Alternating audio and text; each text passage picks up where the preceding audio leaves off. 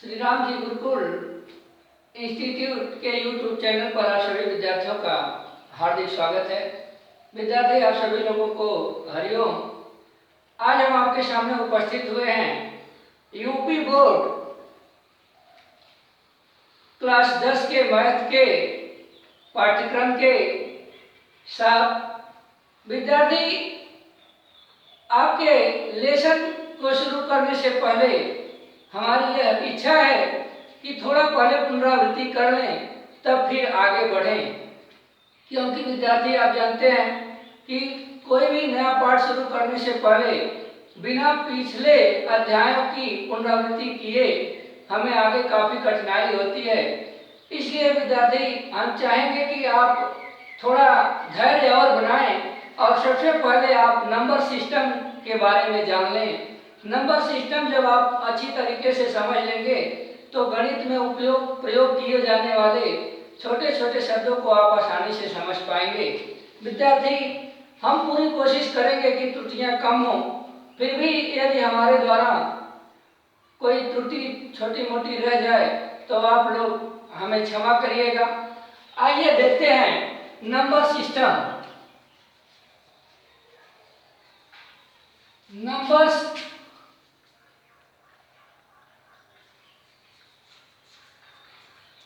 System यानी कि संख्या पद्धति। विद्यार्थी संख्या पद्धति किसे कहते हैं तो आप यह जान लीजिए कि संख्या पद्धति एक ऐसी पद्धति जिसमें विभिन्न प्रकार की संख्याओं एवं उनके मध्य विभिन्न प्रकार के संबंधों एवं नियमों का क्रमबद्ध अध्ययन किया जाता है, उन्हें संख्या पद्धति कहते हैं। संख्या पद्धति में आपका सबसे पहले नंबर पर आता है विद्यार्थी natural number. Natural numbers means होता है प्राकृतिक संख्याएं। प्राकृतिक संख्याएं किसे कहते हैं विद्यार्थी? प्राकृतिक संख्याओं की परिभाषा आप जान लीजिए कि वे संख्याएं, लिखेंगे तो काफी टाइम लगेगा, सुन लीजिए।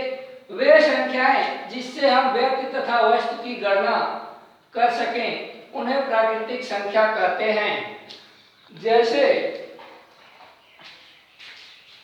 जैसे 1, 2, 3, 4 और सभी अनंत तक की धनात्मक संख्याओं को हम प्राकृतिक संख्या कहते हैं। विद्यार्थी कभी कभी आप लोगों को प्राकृतिक संख्याओं के नाम पर यह भ्रम हो जाता है कि 1 से 9 तक की ही संख्याओं को प्राकृतिक संख्या कहते हैं, जबकि ऐसा नहीं है। प्राकृतिक संख्याएं वे सभी संख्याएं होती हैं जिनसे हम व्यक्ति और वस्तु की गणना कर सकें। तो कौन प्राकृतिक संख्याएं नहीं होती हैं, उसके लिए आप जान लीजिए कि शून्य और ऋणात्मक संख्याओं से आप किसी व्यक्ति और वस्तु की गणना नहीं कर सकते। इसलिए शून्य और ऋणात्मक संख्याओं को हम प्राकृतिक संख्या नहीं मानते हैं। इन प्राकृतिक संख्याओं को अंग्रेजी वर्णमाला के एन अक्षर से प्रकट करते हैं तथा इसके बाद जो है संख्या पद्धति में आपका आता है होल नंबर्स। होल नंबर्स में विद्यार्थी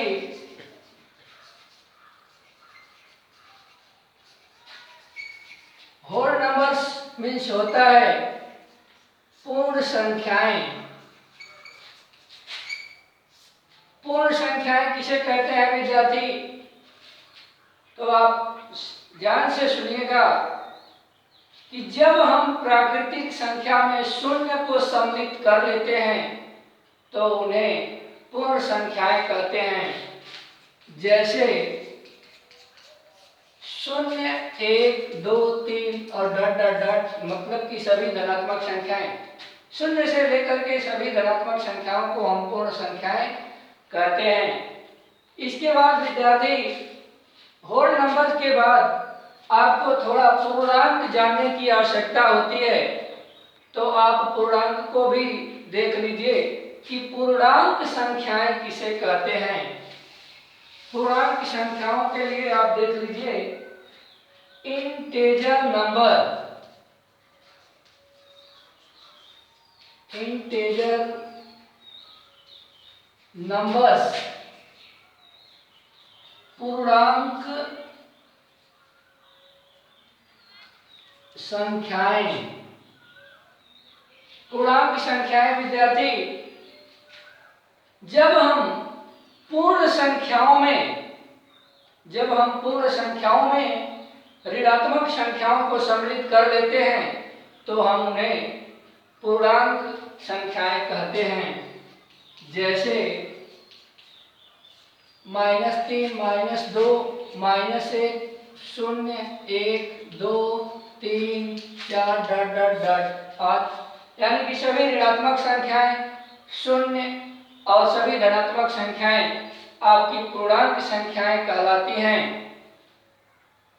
जिन्हें हम अंग्रेजी वर्णमाला के आई अक्षर से प्रकट करते हैं तथा इस पूर्णांक को 3 भागों में डिवाइड कर दिया गया है, यानी कि बांट दिया गया है, जिसमें आप देख सकते हैं कि पहला होता है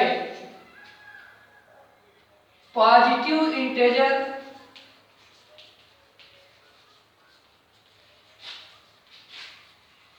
पॉजिटिव इंटेजर मीन्स होता है विद्यार्थी धनात्मक पूर्णांक, जैसे कि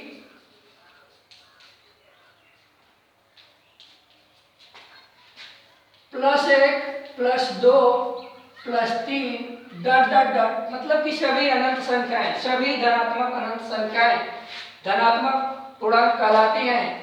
इसे अंग्रेजी वर्णमाला पर प्लस लगा करके प्रदर्शित करते हैं, आप इसको देख सकते हैं। दूसरे नंबर पर इसमें आता है विद्यार्थी non positive number, non positive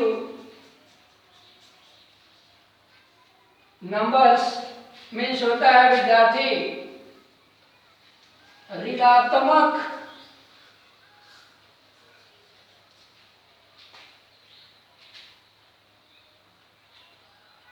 sorry विद्यार्थी non positive integer, non positive integer ऋणात्मक पूर्णांक।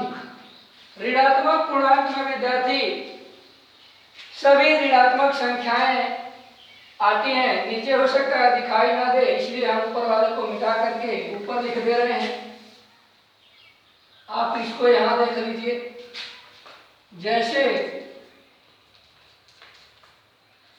-1, -2, -3 और सभी ऋणात्मक संख्याएं विद्यार्थी इसे हम आई पर माइनस लगा करके प्रकट करते हैं। उसके बाद आपका आता है शून्य इंटेजर। शून्य इंटेजर में विद्यार्थी आप ध्यान देंगे जिसको अंग्रेजी में बोलते हैं zero integer. Zero integer means होता है आपका शून्य पूर्णांक, जिसमें शून्य सिर्फ अकेले आता है और शून्य न तो धनात्मक पूर्णांक होता है और न ही शून्य ऋणात्मक पूर्णांक होता है। इसके बाद विद्यार्थी इन पूर्णांकों में आप देखेंगे कि एक नया नाम आपको सुनने को मिलता है और काम उसका उसके विपरीत दिखाई पड़ता है। जैसे आप सुने होंगे ऋणेतर पूर्णांक। ऋणोत्तर पूर्णांक। विद्यार्थी, ऋणोत्तर पूर्णांक के अंतर्गत आपकी वे संख्याएं आती हैं जो शून्य से शुरू होती हैं और अनंत तक धनात्मक दिशा को अग्रसर होती हैं। जैसे 0, 1, 2, 3 और अनंत तक की सभी धनात्मक संख्याएं।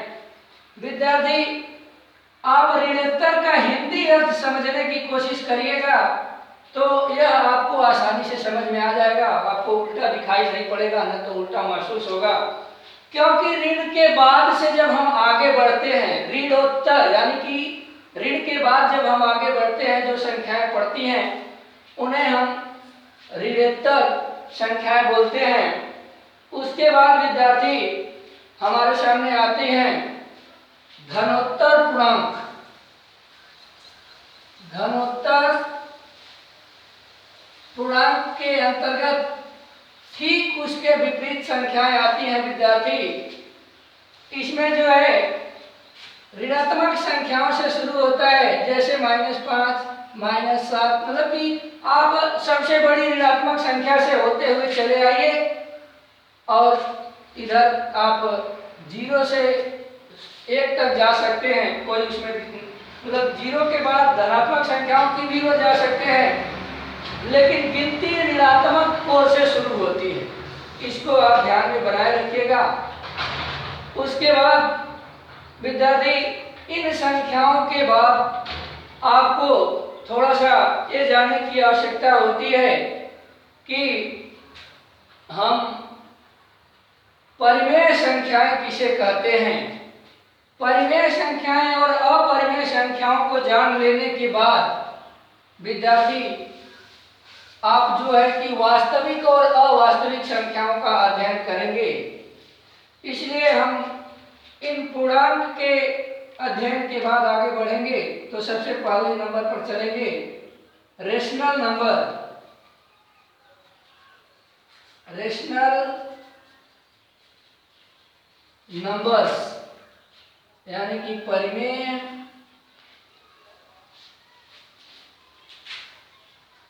संख्याएं। परिमेय संख्याओं की परिभाषा आप जान लीजिए विद्यार्थी। ऐसी संख्याएं जिन्हें हम p/q के रूप में व्यक्त कर सकें तथा q बराबर ≠ 0 हो, उन्हें परिमेय संख्या कहते हैं।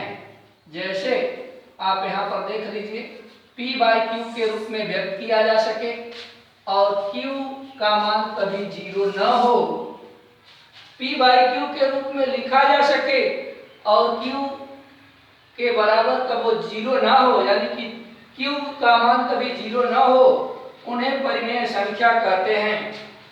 जैसे 0, 1, 1/2 और 2/5, इस प्रकार की ऐसी और भी संख्याएं हो सकती हैं। विद्यार्थी, यहाँ पर थोड़ा सा आपको यह जान करके आश्चर्य होगा कि क्या 0 एक परिमेय संख्या है। तो निश्चित रूप से विद्यार्थी आप यह जान लीजिए कि 0 भी एक परिमेय संख्या है, क्योंकि 0 हम 1 लिख सकते हैं और यहाँ पर 0 के मान में कोई परिवर्तन नहीं होगा। इसके बाद विद्यार्थी आपके सामने आता है इरेशनल नंबर यानी कि अपरिमेय संख्या।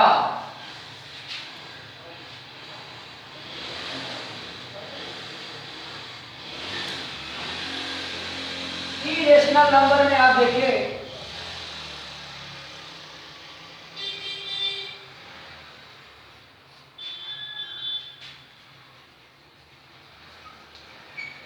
इरेशनल नंबर्स मीन्स होता है विद्यार्थी अपरिमेय संख्या।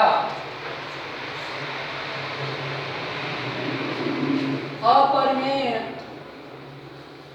संख्याएं, अपरिमेय संख्याएं किसे कहते हैं विद्यार्थी? ऐसी संख्याएं जिनका दशमलव निरूपण अशांत अनावर्ती होता है उन्हें हम अपरिमेय संख्या कहते हैं।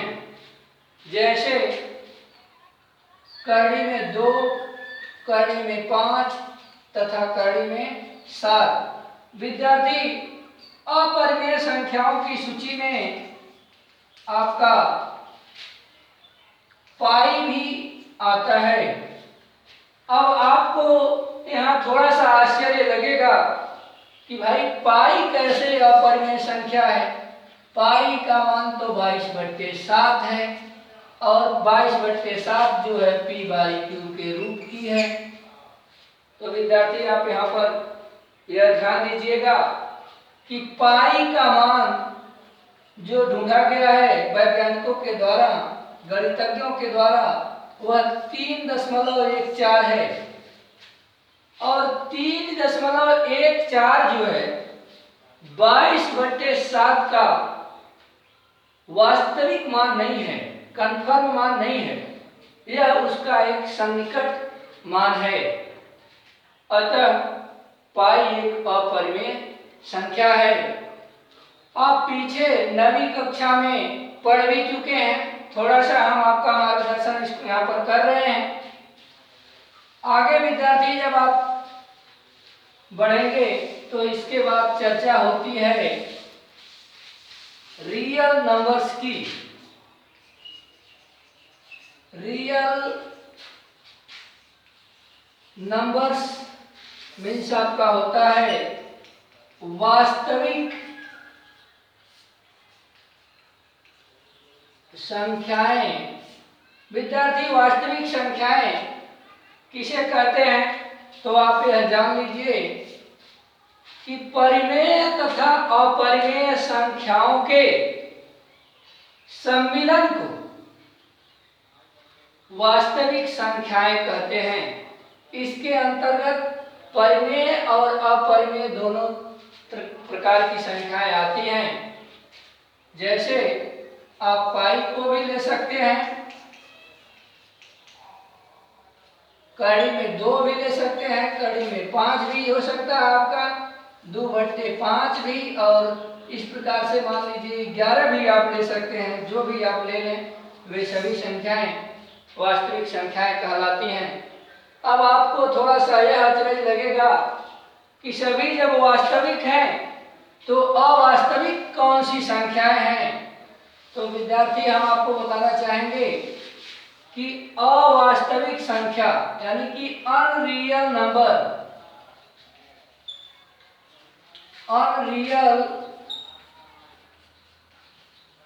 अनरियल नंबर्स मीन्स होता है अवास्तविक संख्याएं। इन संख्याओं का जिक्र सबसे ज्यादा आपका हाई स्कूल के पाठ्यक्रम में जब आप द्विघात समीकरण पढ़ेंगे तब आपको विविक्तकर में इसकी जरूरत पड़ेगी। बार बार आपके सामने आएगा वास्तविक मूल, अवास्तविक मूल। तो आज ही थोड़ा सा आप यह जान लीजिए कि जो संख्याएं कड़ी के अंदर ऋणात्मक होती हैं उन्हें हम अवास्तविक संख्याएं कहते हैं। बाकी सभी संख्याएं वास्तविक होती हैं। अवास्तविक संख्याओं का 10वीं द्विघात समीकरण के बाद सबसे ज्यादा जिक्र इंटरमीडिएट लेवल पर होता है। तब तक जब आप आगे जाएंगे तो आपको उन सब का अध्ययन करने को मिलेगा। विद्यार्थी इसके बाद हम आपके सामने भाज्य, अभाज्य, सम, विषम ये सभी संख्याएं लेकर के प्रस्तुत होंगे, लेकिन यह वीडियो काफी लंबा हो जाएगा तो अपलोड करने में काफी दिक्कत होगी। इसलिए हम चाहेंगे कि आप इसका बढ़िया से रिवीजन कर लीजिए और शेष जो संख्या पद्धति के छूटे हुए संख्याएं हैं उन्हें हम दूसरे भाग में आपके सामने लेकर के प्रस्तुत होंगे। तब तक के लिए आप लोग अपने घर पर सेफ रहिए, सुरक्षित रहिए और अपना पाठ्यक्रम जारी रखिए। इसी के साथ हम आपसे विदा लेते हैं। आप सभी लोगों को हरिओम, बहुत बहुत धन्यवाद। जय हिंद, जय भारत।